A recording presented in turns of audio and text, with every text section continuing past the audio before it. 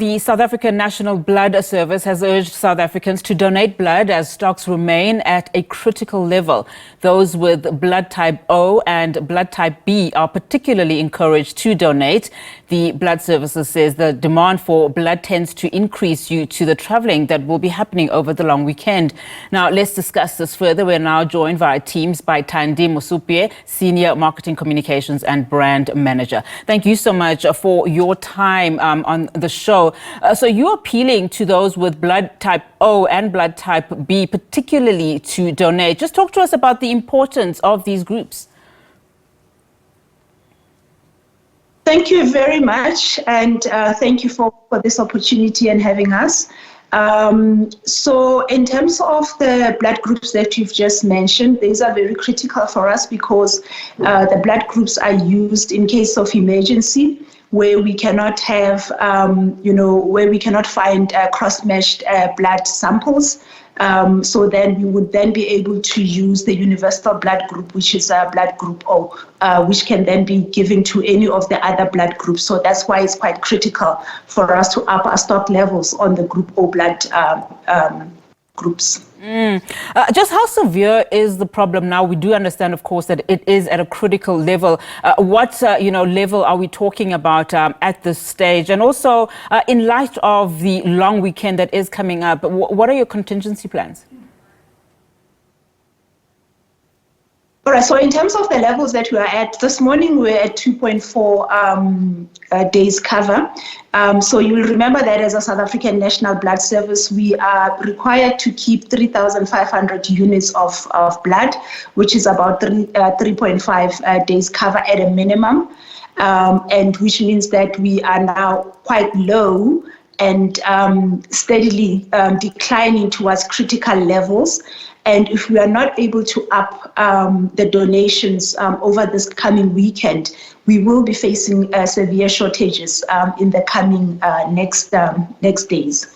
So just in terms of contingency plans put in place, we are running a number of campaigns across our zones.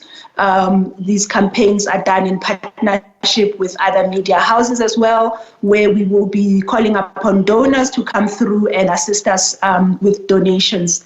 We're calling on our lapsed donors and as well as those people that are due for donation to please come forth and assist with the donations. If I may also add, one of the other group of blood that we have, or type of blood that we are currently running short of, is platelets. And remember that platelets are used very much in cancer treatments, so in the oncology services. And with that as well, we require assistance with that group of blood. There's been so much awareness around the importance of giving blood in this country, particularly given the fact that, that was a problem in the past and you needed to then, heighten your awareness drive. So where does it seem to be a problem, or, just that gap in communication when it comes to donating blood as far as South Africa is concerned? Yeah, I must say, if you look at the South African population, we only have about 1% which are blood donors, and which is quite worrying. So seemingly the gap, I think, in terms of blood donation is where people are not comfortable to come forth and ask questions whether their blood is safe for donation. I think also there's also always the stigma of when somebody goes for blood donation, they may feel that, they are going to find out about other things that they were not necessarily there to find out about. But we are really saying that if you are between the ages of 16 and 75 and you live a healthy lifestyle and, really consider your blood safe for donation, we appeal to you to please come through for donation. We are also appealing to young people, particularly the ages of 16, 25-year-olds, to really make life, donating blood a lifestyle thing where they can be able to come in and donate on a regular basis. You'll notice right now that as the schools are going onto recess, we also face challenges there from a collections point of view, because we do quite a number of collections through schools. And during this period when the schools are not there, we're not then able to schedule collections around that. And we then faced with the high demand that we get from medical facilities and a low collections on the other side. Which areas are you currently worried about in the country that have, lower than at critical level at this point in time in the country? I would say the northern zones, if you're looking at the Gauteng as an area, is one of the areas that we are quite critically low at. And we would really appeal on our donors to come through. But just in general, throughout the country, because we are able to assist one area if the one other area doesn't have enough blood stock levels. How worried are you? We've got 2.5, 3 months or less than 3 months, to the festive period. If this is a growing concern, how worried are you as a blood bank? And what then will you do in terms of just upping that awareness, but also looking at alternatives? So just in terms of looking at the period between now, as you say, 3 months towards the end of the year, that is worrisome. Because we know that during the December period, again, we will have a high demand for blood.